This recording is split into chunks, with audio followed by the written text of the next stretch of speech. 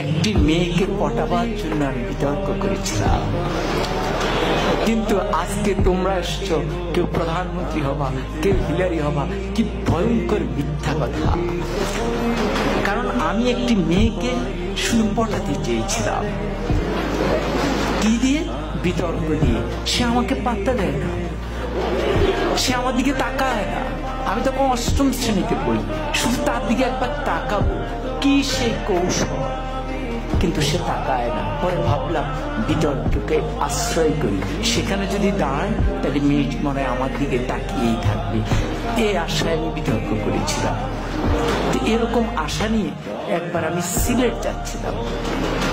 তখন আমি আর অষ্টম শ্রেণীর বালক নই, এয়ারপোর্ট স্টেশন থেকে উঠেছি। তো যাওয়ার সময় ট্রেন, সকালে সিলেটের ট্রেন, আমি উঠলাম। উঠে আমার সিটে গেলাম, দেখি আমার একটি সিট, সামনে আরেকটি সিট, মানে ডাবল ডাবল না। পরে কেউ আসে না, পরে একটি মেয়ে আসছে এবং মেয়েটি সামনে বসার পর আমি একটু সতেজ হয়ে গেলাম। পুরুষের মন তো। পরে মেয়েটি দেখলাম সাদা গাউন পরা, আমি বুঝলাম সে সিলেট মেডিকেল। তাহলে ভাবলাম যাক, মান সম্পন্নই হয়েছে।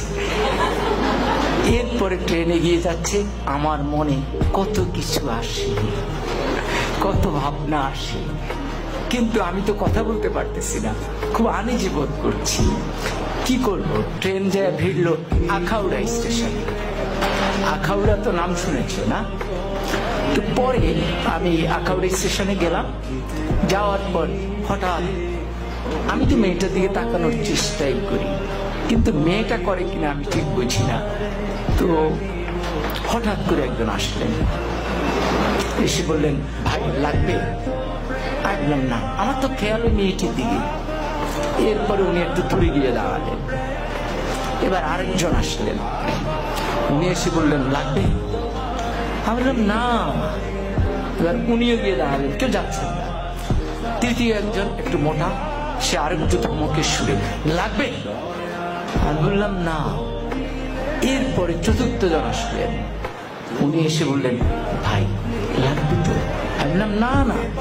এখন এই যতবার লাগবে বলে মেয়েটি ততবার পলকে পলকে আমার দিকে তাকায়।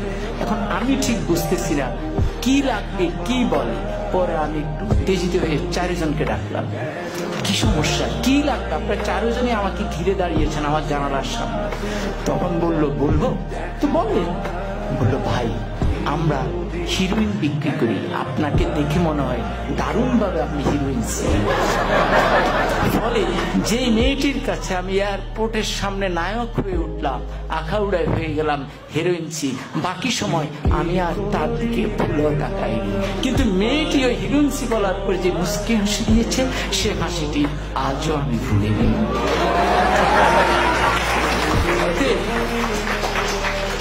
অতএব বিতর্ক ঠিক এই জায়গায়, ওই সূক্ষ্ম হাসিটি সুন্দরভাবে মনে রাখবার জন্য আজকে আমরা তোমাদেরকে ডেকেছি।